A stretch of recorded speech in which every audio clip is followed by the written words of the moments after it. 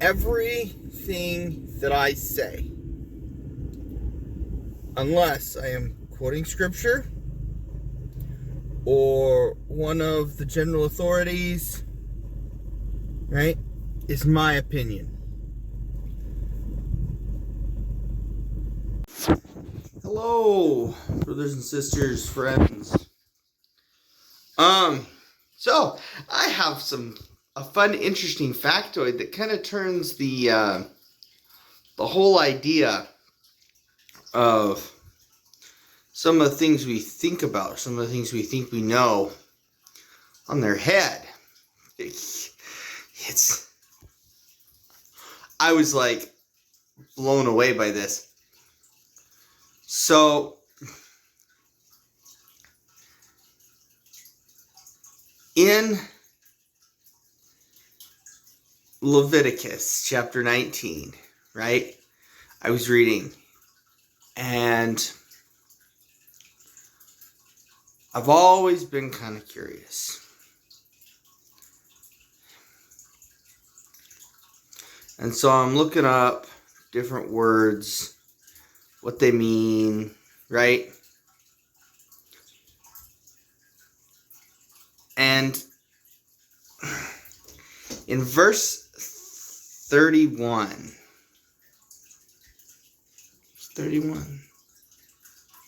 actually I think it was, one second. Okay, so it was verse 30 first. That was the first thing I noticed. And I noticed that it says the word Sabbaths. So I decided to look up what that meant, like the words behind it. And the Hebrew word used is the pluralization of the word Shabbat. Now, Shabbat means, well, we translate it as Sabbath, right? But it has another meaning. It doesn't just mean the seventh day of the week. It doesn't just mean Sunday or Saturday for the Old Testament, right? It doesn't just mean that. It also means rest or law.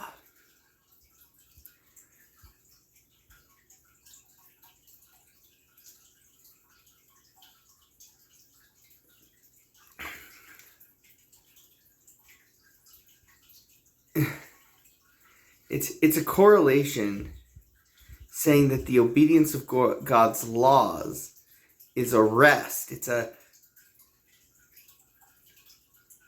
time period of rejuvenation. It's a time period of rest if we're obeying God's laws. And I thought that was interesting because he's not just talking about the Sabbath day. He's also talking about the time periods of rest or obeying his laws. The time periods that we set aside to rest from the world and study the gospel.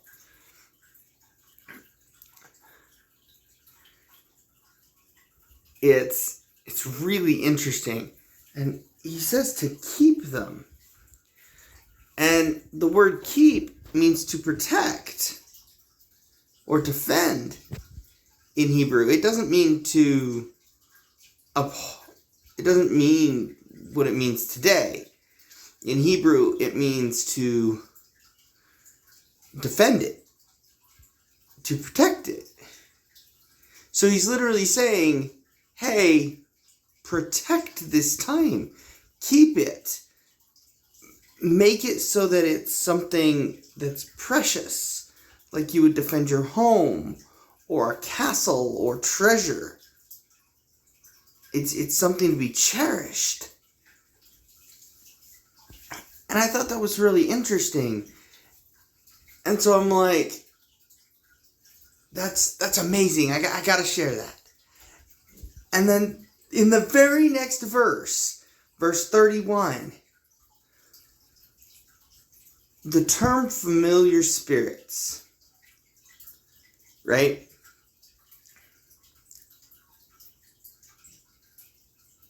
The word used is yidonai. Yidonai. Or something like that. It's really similar to that. Right? And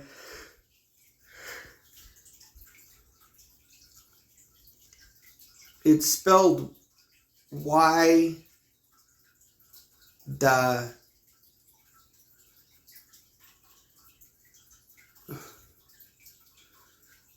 N Y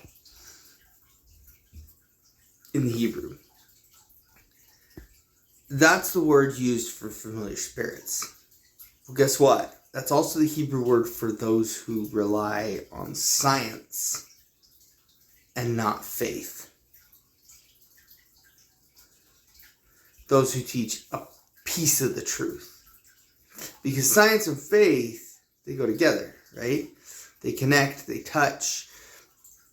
The more you learn in science, if you're learning with faith, the more it proves your faith.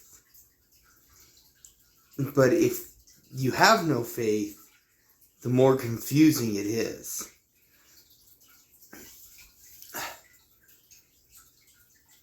So the word means both familiar spirit. It actually means three things. It means familiar spirits, those with secret knowledge, and those who are scientists. Right? It has three meanings. So, and this is the same word used throughout all of the Old Testament. Anytime it refers to familiar spirits, it's even the same word that Christ uses when he's talking about familiar spirits, right?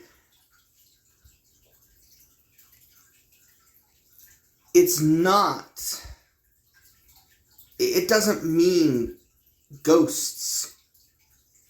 It doesn't mean people who are mediums, the way people think it means. It means people who tell partial truths.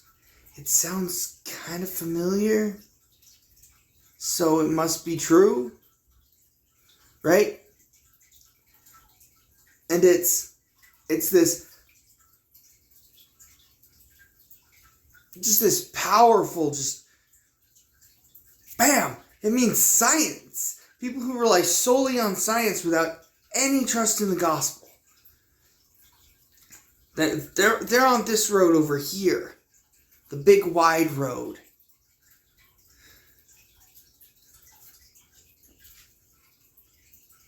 They're on the same road that liberals are today. Ignore God. Leave God out of it, they say. Science shows that the babies aren't alive. And I say babies because this continues, this conversation continues, right? Into chapter 20, where God's telling people to treat everyone. He says, he's basically saying, don't lean on just science. Don't lean on the false priesthoods, the wizards, right? He talks about this. That's the statement, is don't go to soothsayers. So soothsayers are fortune tellers, right? They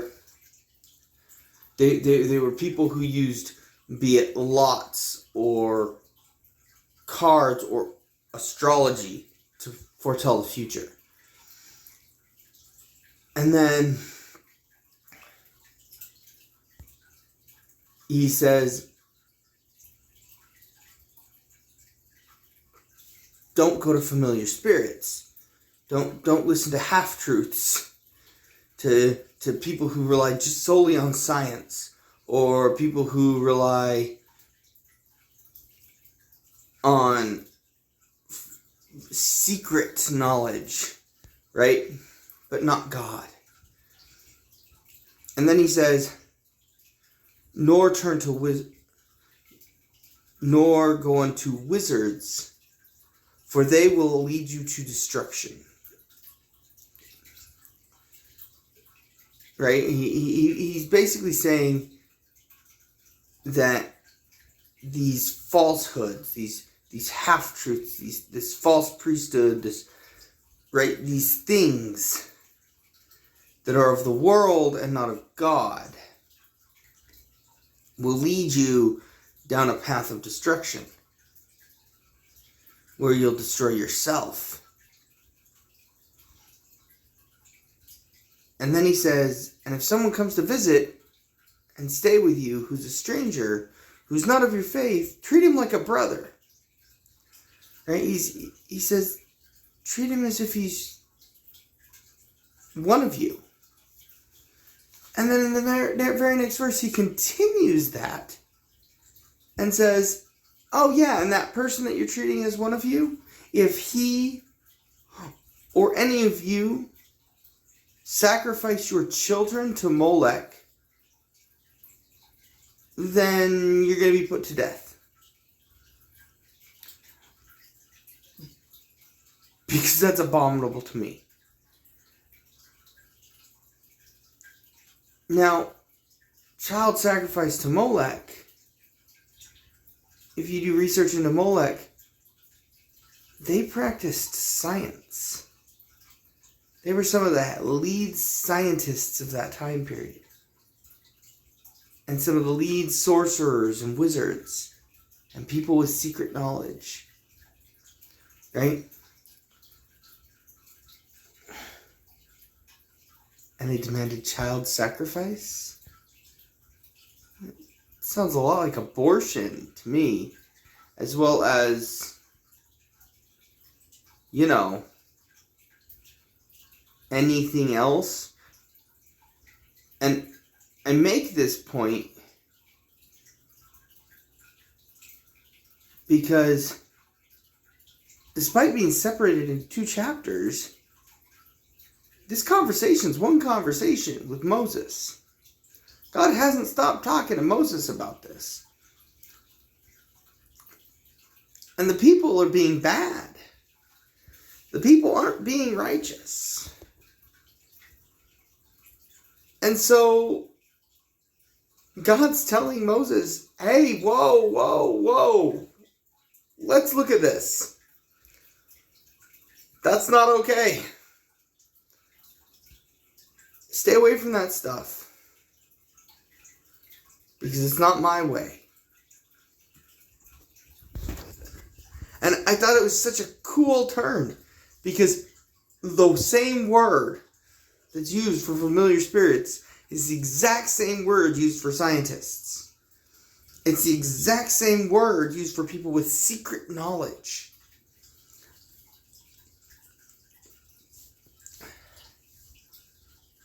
And it's the exact same word for people who lie. But not whole lies, half lies. Which means it's a half truth. They're only telling you part of the story. And then they're telling you, hey, you need to sacrifice your baby to this person over here. Because that's what science says is okay. We are coming and we are in a position where our society has succumbed to those of familiar spirits, to those scientists who say that God doesn't exist and thereby it doesn't matter what you do. But oh yeah, you should probably kill your babies. Because Molech, if you look into it, the sacrifices were not of children, when it says child sacrifice in the Bible, it's a reference because all children were the same to the Hebrews, right? But science shows that all archaeology has shown that those sacrificed to Molech, and yes, they've done research on this, were under the age of 1.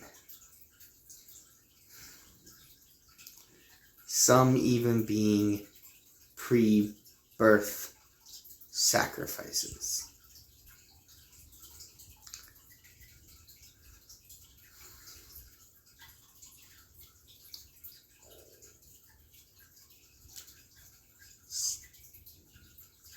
So yeah,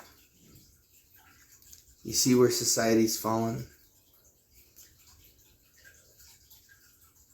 And this is, it's so cool to find out and to learn these cool little tidbits just by extra study. And by going, what does that word really mean? What are the other usages of that word, and where is that word used?